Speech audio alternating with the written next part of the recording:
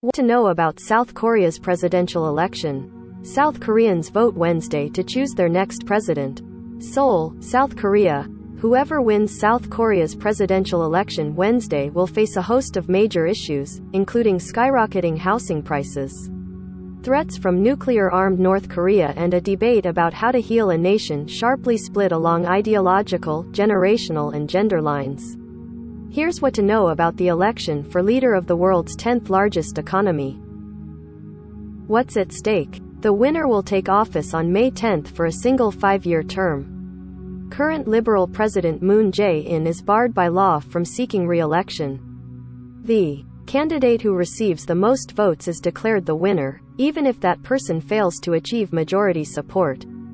The present election system was adopted in 1987 when South Korea's then military-backed government caved to massive pro-democracy protests and accepted sweeping liberalizing measures. The candidates. The election has boiled down to a showdown between ruling Liberal Democratic Party candidate Lee Jae-myung and his conservative opposition rival, Yoon Suk-yeol, from the People Power Party. Both have been criticized for negative campaigning and for not presenting long-term visions on how to lead South Korea. Lee is a former governor of the populous Gyeonggi province that surrounds Seoul, while Yoon is a former prosecutor general who entered party politics last. WHO can vote. About 44 million South Korean nationals aged 18 or older are eligible to vote, out of the country's population of about 52 million people. About 16 million of them already cast ballots during early voting last week. Separately, about 161,820 voters who are living abroad also already cast ballots at polling booths established at South Korean diplomatic facilities. Tens of thousands of others on remote islands, at nursing homes or on ships have been voting by mail or fax. On Wednesday, polling stations are open from 6 a.m. to 7:30 p.m. Main issues. Lee and Yoon have been bickering over North Korea's advancing nuclear arsenal and an intensifying US-China rivalry.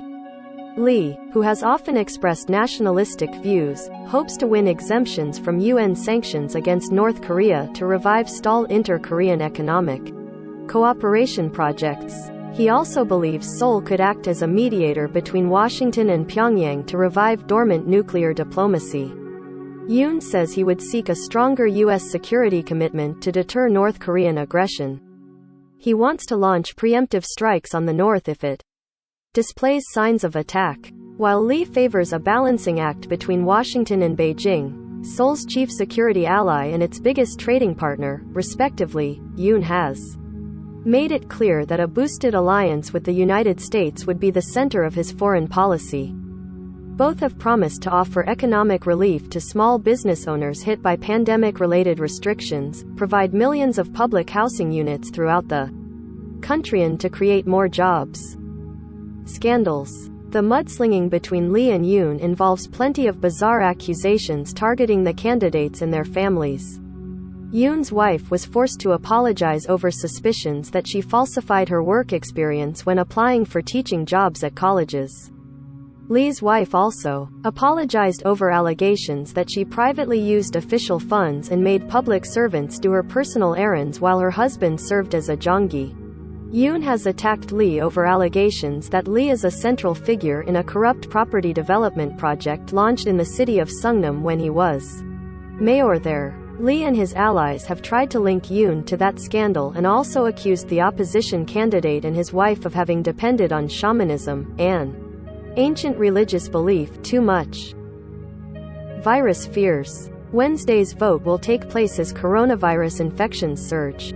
Virus patients and others placed in quarantine are allowed to cast ballots when regular voting closes at 6 p.m. They are asked to vote at designated polling booths, while election workers will be equipped with gloves, masks, face screens and protective suits. Arranging a voting process for virus carriers was crucial, with health authorities rapidly expanding at-home treatments to save hospital resources. As of Monday, more than 1.15 million people with mild or moderate symptoms were being asked to isolate at home.